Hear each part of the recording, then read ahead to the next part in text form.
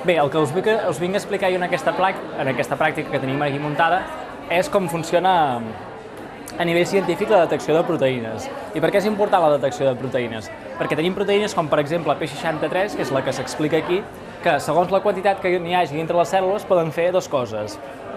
Si n'hi ha poques, el que promou la manca d'aquesta proteïna és que la cèl·lula no es divideixi i envelleixi el teixit. Mentre que quan n'hi ha molta, el que promou és que aquestes cèl·lules divideixin molt i provoquin càncer. I el que us expliquem una miqueta amb aquesta pràctica és com a nivell científic es controla això. El que tindríem, si volguéssim analitzar això, seria extrauríem teixit tumoral i teixit sa. Purificaríem les proteïnes d'aquests teixits i les prepararíem com les tenim aquí. El que porten aquestes mostres que tenim aquí és la proteïna que hem purificat amb un colorant i a més amb glicerol perquè li doni densitat. I el que faríem seria carregar-los en aquest gel. Aquestes proteïnes estan desnaturalitzades. Això significa que aquesta conformació secundària que, per exemple, tenim aquí, la desfem, la desnaturalitzem i deixem que quedi només la cadena d'aminoàcids, recoberts d'una càrrega negativa, homogènia. I el següent pas que fem és carregar-ho en un gel d'electroforesi, com el que tenim aquí. El gel d'electroforesi és ni més ni menys que això. Són dos plàstics en els quals entremig hi ha una gelatina, no sé si es veu bé des d'aquí, que forma aquests pouets. El que farem és, amb l'ajuda de la pipeta, carregarem la mostra i el que farem serà posar la punta fins aquí dintre i deixar la mostra de proteïna que haurem carregat. La mostra de proteïna quedarà retinguda dins d'aquest pouet perquè caurà per la pròpia densitat del líquid que li hem posat. I el següent pas que farem és aplicarem un camp elèctric. Aquest camp elèctric tindrà el pol negatiu en aquest costat i el pol positiu en aquest costat, de tal manera que si les proteïnes les hem carregat amb càrrega negativa, el que faran quan endollem el corrent és migrar des del pol negatiu cap al pol positiu. Clar, el que farem serà que com que només podem passar a través de la malla aquest polímer que hem generat aquí, aquest polímer us l'heu d'imaginar com una malla, com un sedàs, i el que fa és que les proteïnes, en funció de si són més grans o més petites, travessin amb més o menys facilitat aquest polímer, de tal manera que les proteïnes més petites es poden colar més fàcilment enmig d'aquest polímer que tenim aquí muntat, mentre que les proteïnes més grans els hi costa més i queden més retingudes. Aquest gel, ara si voleu provar-ho, per exemple, el carregarem, si voleu posar-vos guants per provar-ho, poseu-vos en un parell.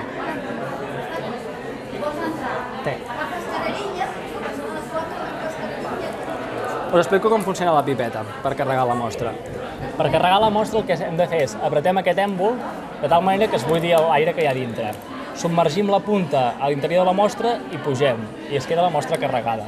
El següent pas és carregar-la. Per fer-ho, per exemple, jo us ensenyo aquí com es carregaria. Busquem el pou entre... i deixem anar la mostra, Com veieu, ha quedat retinguda dintre el pouet aquest que tenim aquí. Si voleu provar-ho ara vosaltres.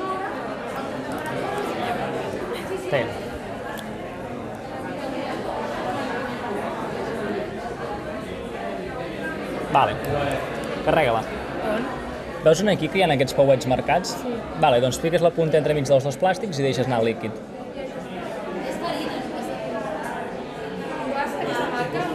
Així, sense por.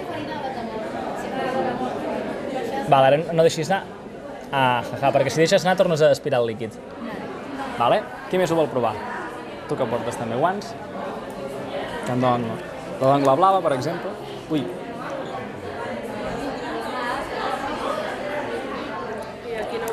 Allà tot sembla bé. En el del costat mateix, si el veus bé.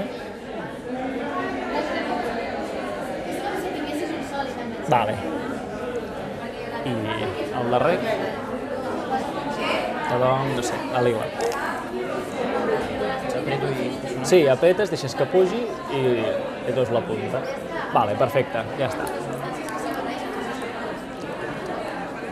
No, mira, veus aquest plàstic que hi ha aquí? Doncs darrere del plàstic hi ha un altre més petit i entremig hi ha el pou. Deixes anar el líquid, sense por, i ara no deixis anar i puges. Ja està, veieu? Com podeu veure, la mostra ha quedat carregada dintre del pou. El següent pas és agafar i endollar-ho això a la corrent. Sí, aquí mateix. Posem 100 volts de voltatge i li posem que comenci a córrer. Ara el que veureu, que us dona potser una miqueta de veure, però és... Veieu aquest filament que hi ha aquí? El veieu? Vale. Aquest filament és l'altre pol que hi ha a la cambra aquesta electrolítica. Com veieu, comencen a pujar unes bombolletes. Això el que ens indica és que realment el corrent està corrent entre els dos pols. Vale? Això el que està fent és forçant les proteïnes a migrar a través d'aquest gel, tal com us he explicat. Això tarda una estona a que corri tot el gel i és el que realment ens permet separar les proteïnes. Però, per exemple, si us fixeu amb el grup anterior, en la banda ja, per exemple, està més cap ha corregut un terç del gel. Ho veieu aquí? Aquestes són les que heu posat vosaltres, les que estan aquí, i aquestes són les que ja porten més estona corrent. Això el següent pas que faríem, un cop haguéssim corregut durant una hora i mitja o una hora, és tenyir-ho. El gel aquest agafaríem, separaríem d'aquests dos plàstics que tenim entre aquí mig i el tenyiríem amb aquest colorant. Vale? Això es diu blau de comàci. Això el que fa és agafar i tenyeixin específicament les proteïnes. Qualsevol proteïna que hi hagi en aquest gel queda tenyida. Llavors això ho rentaríem una miqueta i el que ens quedaria seria un gel com aquest. Veieu? On deixa la pipeta? Per exemple, imaginem que la nostra proteïna té un pes determinat que ja coneixem.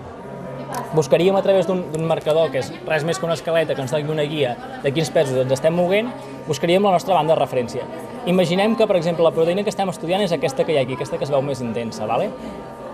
Si, per exemple, el que hem carregat aquí és una mostra tumoral i el que hem carregat en aquest carril del costat és una mostra sana, si us hi fixeu, aquesta intensitat d'aquí, en aquest carril d'aquí no hi és. Això el que ens indica és que aquesta proteïna és molt més abundant a la mostra tumoral que a la mostra de teixit sa. Això ens donaria una primera pista que aquesta proteïna té algun paper important en el control de la malaltia. I això, si ho podem reproduir amb diferents mostres de diferents tumors i amb diferents mostres de teixit sa, és una primera indicació que aquesta proteïna és important, com seria el cas aquest. O sigui, la sobreexpressió d'aquesta proteïna, en aquest cas, dona el fenotip que és el càncer. I aquest seria el primer pas. Per ser-vos sincer, no es mira només amb això, aquí tenim moltes bandes. Per saber si aquesta banda és realment la que nosaltres volem estudiar, el següent pas que faríem és transferir aquestes proteïnes que hi ha aquí a una membrana. Aquesta membrana li hibridaria amb un anticòs, que un anticòs el que fa és reconèixer de forma molt específica les proteïnes. I a través d'un altre marcatge veuríem només la proteïna que ens interessa veure. No és només aquesta confusió de bandes, no? Però bueno, això és la manera que tenim habitualment els científics per afrontar-nos al problema aquest d'identificar proteïnes que s'expressen de forma diferent i quantificar-les. Alguna pregunta que us hagi sorgit? No? Tot clar? Molt bé. Doncs ja està, espero que us hagi agradat.